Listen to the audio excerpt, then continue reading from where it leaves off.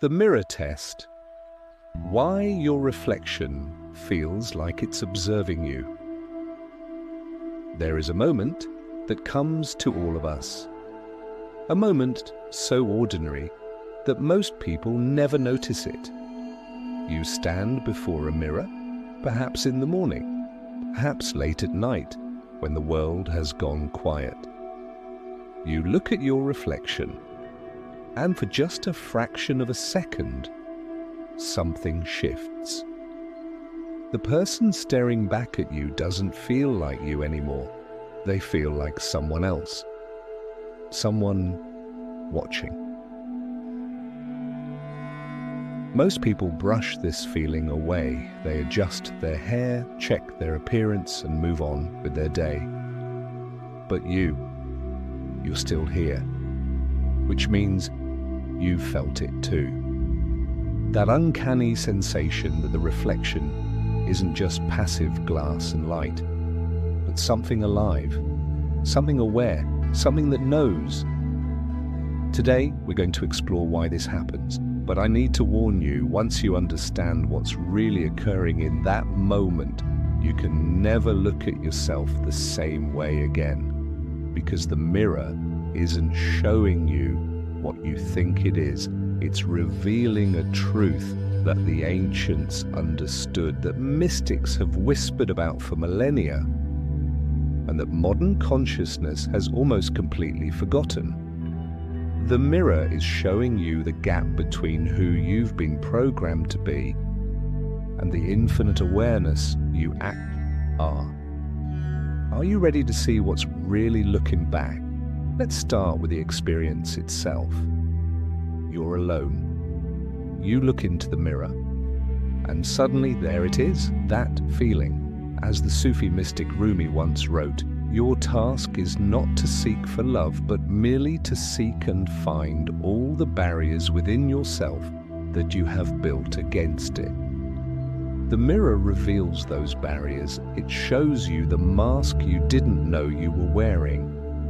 Here's what's happening in that moment. Your brain is momentarily confused, expects to see the familiar construct, the you that you've spent decades building, maintaining, defending, the person with your name, your history, your wounds, your achievements. But something in the depths of your consciousness recognizes that this construct is just that, a construction, an elaborate fiction.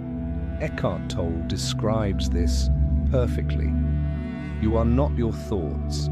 You are the awareness behind them. When you look in the mirror and feel observed, what you're actually experiencing is awareness becoming aware of itself.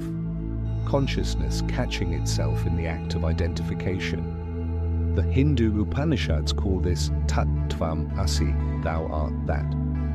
You are not the reflection. You are the one watching, but even deeper, you are the space in which all watching occurs. Pause, let this sink in. This is why the experience feels so disorienting. For a moment, the machinery of ego stutters. The carefully constructed self-image flickers. And in that gap, that sacred pause, something older and truer peers through.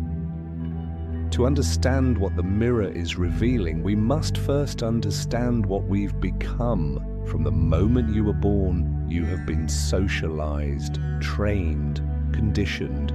Your parents, your culture, your education, your religion, your media, all of it conspiring, not with malice, but with mechanical inevitability to shape you into a somebody. You learned your name. You learned what was good and bad.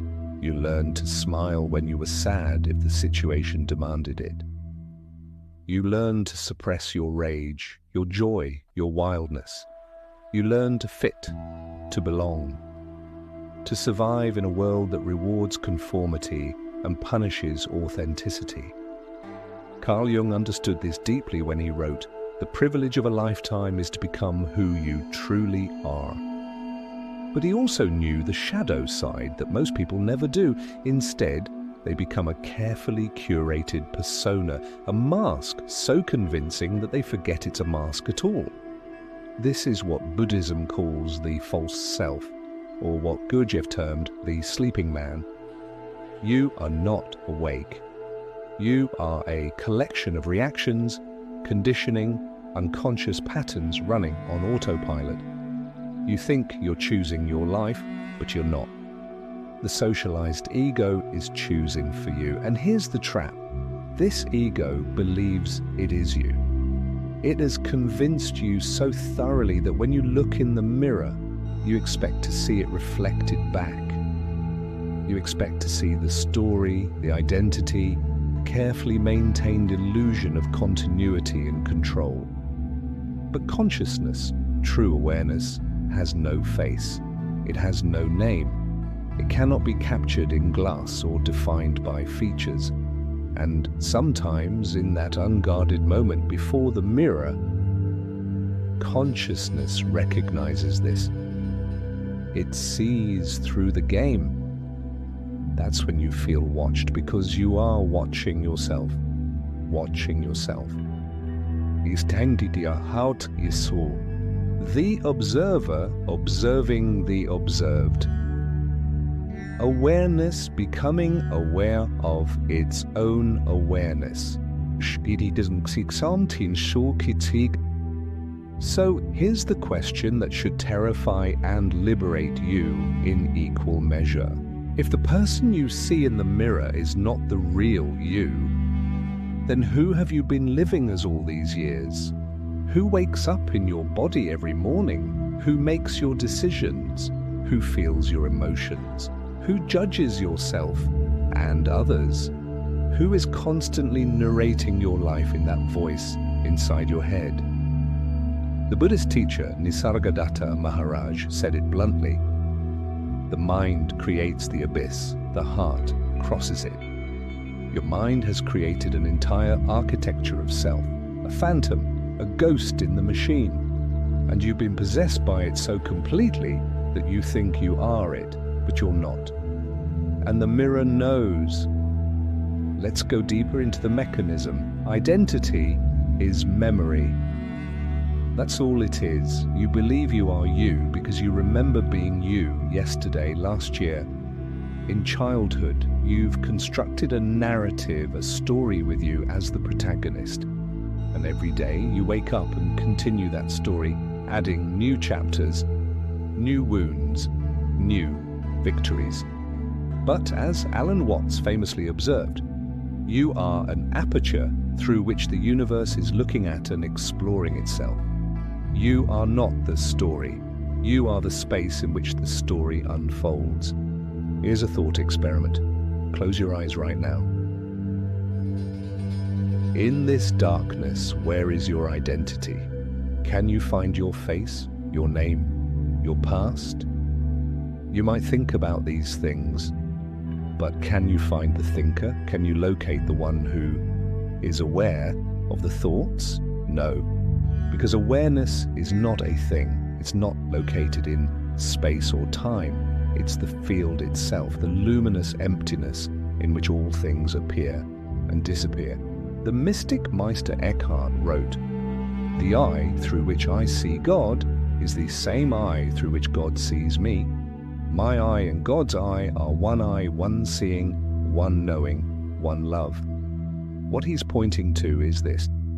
There is no separation between observer and observed at the deepest level. There is only observing itself. When you stand before the mirror, you are consciousness looking at its own manifestation in form. But the conditioning is so strong that you immediately collapse back into identification.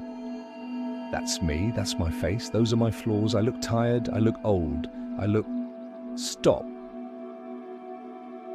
Who is speaking? Who is the I that looks? And who is the me that is looked at? This is not a riddle. This is the fundamental question of existence.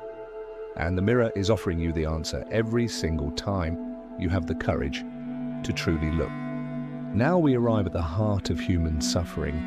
The socialized ego is not just an identity, it's an emotional prison. Because once you believe you are this person, this body, this story, you become desperately invested in its survival, its success, its validation. You need to be seen, approved of, loved, respected. And when you're not, when life contradicts your self-image, the ego goes to war. It generates anger, fear, shame, jealousy, resentment. It creates an entire weather system of destructive emotions designed to protect the illusion of me from being threatened. The Stoic philosopher Marcus Aurelius wrote, "You have power over your mind, not outside events. Realize this, and you will find strength." But we don't realize this. We live at the mercy of our reactions, convinced that our emotions are happening to us, that we are victims of circumstance. But here's the truth that spiritual practitioners throughout history have discovered. Emotions are not you. They are energy moving through the field of consciousness.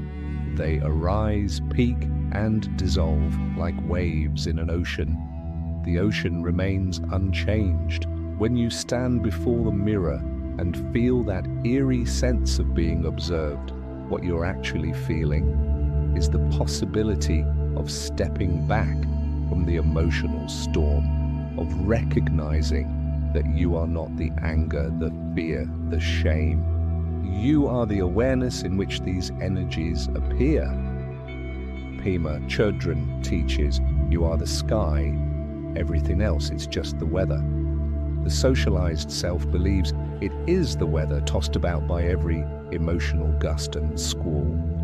But consciousness knows itself as the sky, vast, unchanging, unperturbed by what passes through.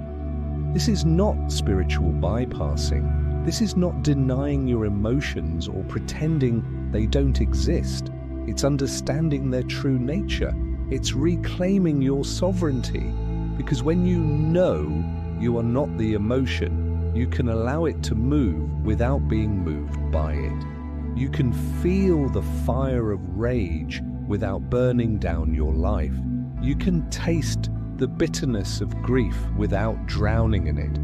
The mirror is inviting you to this freedom. Steeds. And this is where we arrive at the crossroads.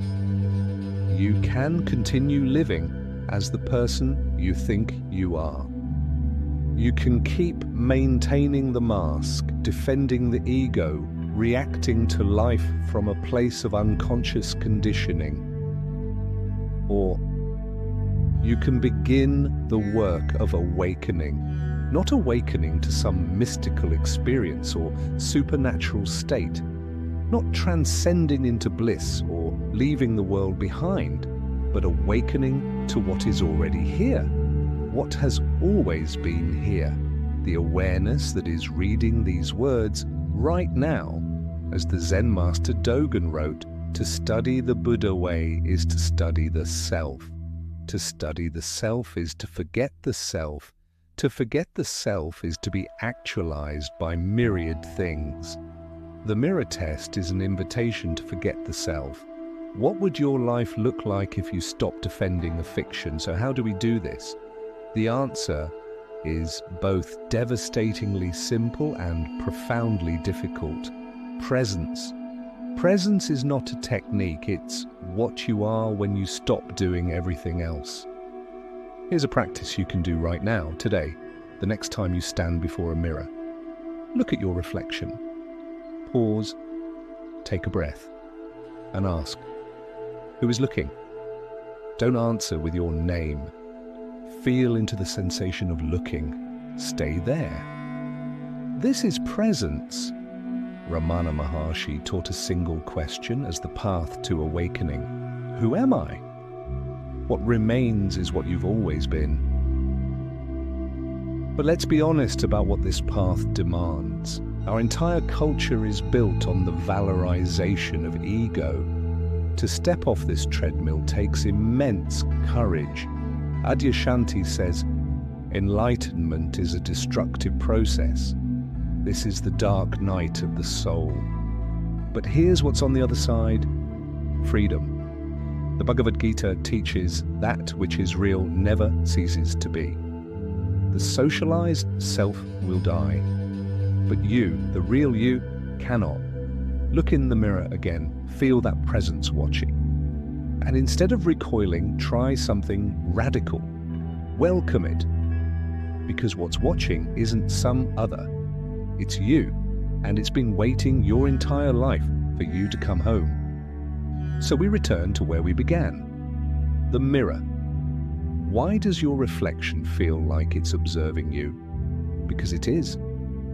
Not the reflection itself, but the consciousness looking through your eyes, meeting itself in form. You are not the person you've been trying to fix.